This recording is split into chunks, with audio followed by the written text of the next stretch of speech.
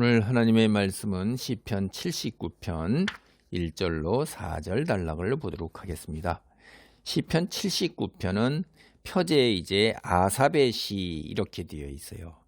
아삽은 제가 여러 차례 말씀드렸었죠. 이 다윗 시대에 아삽 이 음악 전문가, 찬양 지도, 지휘자, 등등 여러 가지 합창도 그다음에 이런 것들을 다 지휘하고 음악과 관련된 분들이에요. 또 성전에서 그런 것들을 했던 분이죠. 근데 이 아삽이 이제 11개의 시를 지었는데 그중에 이제 7번째 시편이에요. 79편이. 이 내용을 보면은 이제 예수님 오시기 586년 전경 정도에 예루살렘과 성전 파괴 있었는데 그 후에 이제 저작된 것으로 보입니다. 이제 이게 남유다 왕국이 바벨론에 의해서 멸망당한 직후에 그 참담함과 그 슬픔, 핍박 이런 것들을 다 이야기를 하는 거죠. 이게 이제 굉장히 인상적인 것은 바로 78편의 끝부분하고 그 다음에 이 노래를 시작하는 1절로 3절 이런 부분이 거의 연결되어 있는 것처럼 느껴져요. 그래서 시편이 이제 78편에서 68절로 69절이 예루살렘 있는 성소에 대한 이야기를 했고 그 78편의 70절에서 72절가 다윗 왕조의 이야기인데 성전과 다윗 왕조의 긴밀한 연관성에서 79편 1절 3절에 예루살렘 성전의 파괴를 이야기하는 거예요. 그래서 마치 성전이 세워지자마자 곧바로 파괴되는 듯한 그런 이제 분위기의 흐름 이런 것들이 이제 구약에서 느낄 수가 있어요. 이런 흐름은 시온은 불가침, 하나님이 계시는 곳이고 하나님이 임재하시는 곳이기 때문에 그건 세상 속에서는 그 누구도 이거 침략해 오고 무너지지 않는다, 파괴되지 않는다 이렇게 이제 전통적으로 믿고 내려왔던 거예요. 그러니까 시온은 곧 하나님께서 다윗 왕조에게 다윗 언약을 주셨기 때문에 그게 절대로 무너질 리가 없다 이렇게 했는데 어떻게 됐어요? 무너졌잖아요. 그 무너진 그거에 대해서 얼마나 충격을 받았겠어요. 하나님의 성전이 파괴되고 하나님이 계시는 곳, 그리고 하나님의 백성들이 거의 다 전멸했어요. 이게 하나님이 과연 계시는 건가? 이방인들이 어떻게 하나님을 믿고 하나님을 따르고 예배하는 주의 백성들에게 이러한 일이 일어날 수가 있는가? 세상 권력에 의해서, 세상 하나님을 믿지 아니하고 순종하지 아니하는 이런 것에 의해서 성전과 도성인 예루살렘이 파괴된 것에 대해서 이들은 영적으로 자신들이 믿어왔던 그런 하나님의 말씀에 대해서 너무 이건 그냥 핵폭탄의 충격이에요.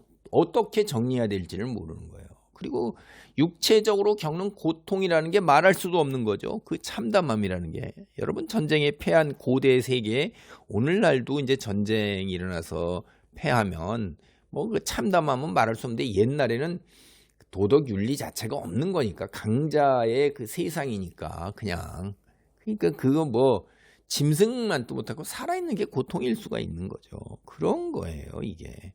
그래서 1절로부터 4절을 봅니다. 하나님이여 이방 나라들이 주의 기업의 땅에 들어와서 주의 성전을 더럽히고 예루살렘이 돌무더기가 되게 하였나이다.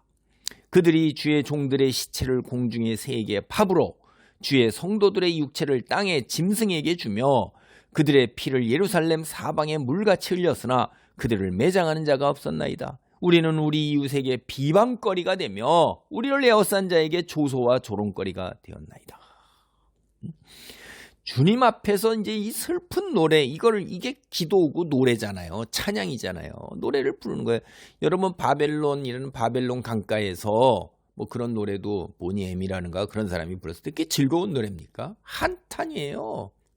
어찌하여 하나님을 믿는 백성들이 이 먼 바벨론이라는 강가까지 뿌려갖고 그들이 뭐라면 야, 너 옛날에 뭐 너희 성전에서 뭐 노래 부르고 찬양했다며? 한번 해봐. 이 자식들아, 하나님이 계시다면 니들이 억까지 끌려와서 이역 만리 끌려와서 했는데 노래했는데 그때 부르던 거 한번 노래는 한번 해봐라 이놈 자식들아. 그러니까 그 처량함 속에서 부르는 노래인 거예요. 여러분, 이게 적들에게 짓밟힌 주님의 성전과 하나님의 도성 예루살렘이 원수들에게 폐허가 된 일, 이게 막 어쩔 줄 모르게 육체적 고통도 고통이고 영적인 혼란 속에서 정신적으로 파괴돼서 막 이러는 거죠. 역사적으로 우리 성경 보면 바벨론이 하나님 예수님 오시고 586년에 예루살렘을 정복해서 몇 달 후에 다시 그들이 가을에 예루살렘 성전을 완전히 불태웠어요. 이 백성이 경험하는 고통, 이 성전과 도성 함락, 절대 불가침, 이거 무너질 리가 없다 이렇게 믿었는데 크게 무너진 거예요. 근데 거기에 초점이 맞춰져 있는 거예요. 하나님, 이 세상 이방 나라 바벨론이 유다에게서 빼앗은 땅, 이게 주의 백성의 소유가 아니라 하나님의 기업 아닙니까? 하나님의 땅이요, 하나님의 소유가 아닙니까? 침략자들이 더럽힌 성전이라는 게 바로 주님의 것이고, 예루살렘도 주님의 기업 안에 있는 주님의 도성, 시온이란 말이에요. 아니, 주님이 계시고 주님의 소유인 곳에 어찌하여 이런 일이 벌어질까? 하나님 개입하셔야 되지 않습니까? 이런 거예요. 그 이방 나라가 왔다는 게 이제 바벨론 한 국가가 왔는데 바벨론이 온 세상의 가장 강국이고 온 세상이 다 주의 백성과 하나님을 대적하러 온 것 같은 분위기. 그래서 주인과 소유물을 결코 떼어놓을 수 없는 기업, 이 관계를 강조하는 단어예요. 기업이라는 게. 바벨론 사람이 하나님 이 예루살렘을 정복하고 시온 성전을 무너뜨리고 유다 왕국을 무너뜨리고 그 백성을 죽였다는 게 하나님과 떼어놓을 수 없는 하나님이 소유하신 땅이요 하나님 백성이 아닙니까? 어떻게 이런 일이 벌어집니까? 그들은 예루살렘을 돌무더기로 만들었어요. 그리고 성전을 하나님의 말씀 율법에 의하면 그 거룩한 곳을 그 율법의 말씀을 무시하면서 온갖 것으로 다 더럽힌 거죠. 그리고 사람들을 다 거의 다 죽인 건 말할 것도 없는 거예요. 죽임을 당한 사람 중에서 이제 하나님의 백성에게 초점을 맞추는 거예요, 여기서. 그러니까 종교적인 문제에 초점을 맞춰서 이야기를 진행해 나가려고 그러는 거예요. 선지자들과 제사장을 포함해서 하나님을 섬기던 주의 종들의 시체가 새들의 밥이 되었어요. 장사를 못 지내는 거예요. 장례를 치를 수가 없는 거예요. 길거리에 그냥 나자빠져 있는 겁니다. 그냥.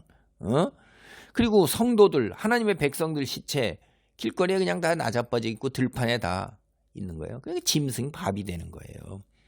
그 6.25 때도 우리가 보면 길거리에 개들이 얼마나 돌아다니면서 거두지 못했으니까, 그 다음에 들짐승들이 사람 시체 다 거두지 못해서 눈에 그냥 불을 켜고 돌아다녔다고 그렇게 유교를 겪은 분들이 얘기를 하시더라고요. 시체를 다 못 치우니까요. 그러니까 주의 종과 주의 성도라는 거예요. 이게 하나님과의 관계에 있는 거예요. 관계. 그냥 종이, 그냥 이런 백성이 아니라 하나님 당신의 소유라 이 말이에요. 하나님의 보호를 받아 마땅한 거 아니에요, 소유는? 그런데 그런 주님의 종과 주님의 성도들이 세상 하나님을 믿지 않고 하나님을 모르는, 하나님을 비웃는 그런 세상 사람들, 이방 사람에게 죽임을 당해. 이게 믿기 어려운 일이잖아요. 얼마나 많이 죽였나. 너무나 많이 죽어서 시체를 땅에 묻지 못해요. 그냥 다 벌판, 들판, 또 시내 다 내둥드는 게 다 시체예요. 얼마나 많이 칼로 베어서 죽였으면 사람들마다 죽에 칼에 베임을 당한 사람들이 흐르는 피가 예루살렘 사방에 시냇물같이 흘렀다는 거예요. 이제 좀 과장이죠.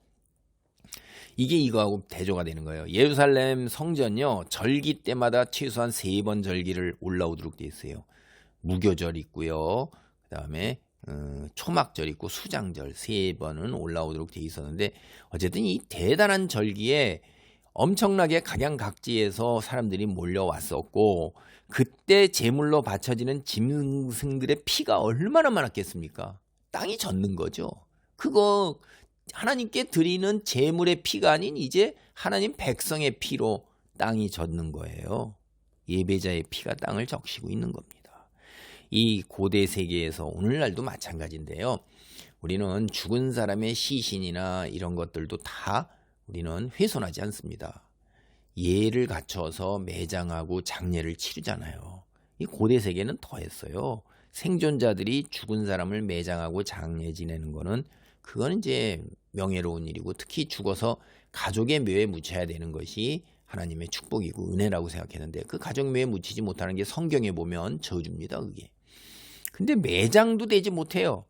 이게 얼마나 하나님께 저주받은 거고 수치스러운 일이냐 이 말이에요. 응? 시체가 거리에 그냥 다 낭구고, 그 생존자들이 그거를 매장할 수가 없어요. 너무나 많아서 살아남은 사람들은 소수에 불과한 거예요. 그리고 바벨론 사람의 눈치가 보이는데 살아남은 사람 뭐 그 시체 걷어다가 했다간 목이 날아가는 거죠. 망연자실한 거예요.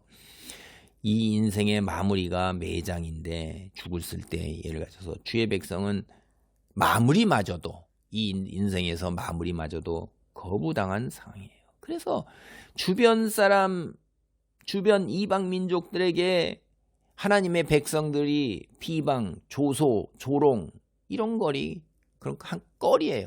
이게 온 세상이 한때 예루살렘을 바라보면서 솔로몬 시대나 뭐 이런 시대에 다 어떻습니까? 다 하나님의 놀라운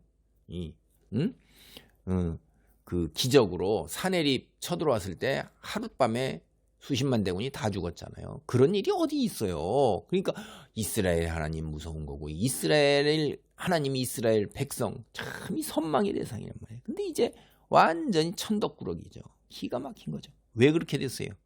하나님이 함께 하시잖아요. 하나님이 떠나셔 그러신 거예요.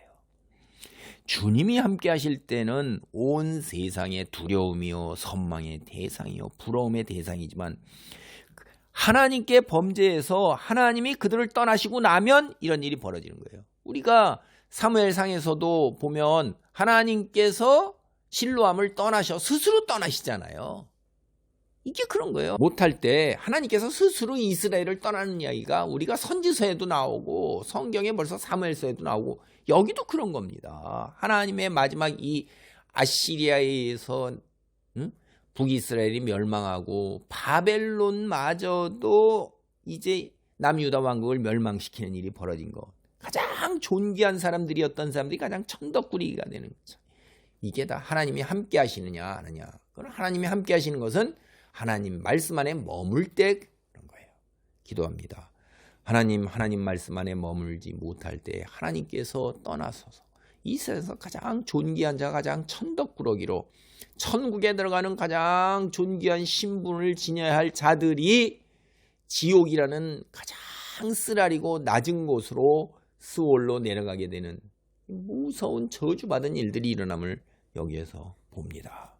아버지, 땅에서 우리가 믿음 안에 머물고 믿음을 갖고 하나님만을 바라보며 살아가야 하는 당연한 일들이 아버지 하나님이여, 말씀을 깨닫지만은 그대로 순종하여 행함으로 믿음을 드러내지 못할 때 우리의 삶의 여정이나 최후에 이런 무서운 일들이 일어나게 됨을 다시 한번 깨닫습니다. 말씀 안에 머물 수 있는 하나님 권능을 우리에게 덧입혀 주시고 우리를 보호하고 인도하여 주시옵소서. 하나님의 사랑에서 그 무엇도 우리를 끊어내지 못한다 하셨사오니 주여, 하나님 말씀을 우선으로 하고 세상의 소욕과 탐욕을 따라가지 않는 거룩한 삶, 아버지 이 땅에서 이루어낼 수 있도록 도우소서. 예수님의 이름으로 기도하옵나이다. 아멘.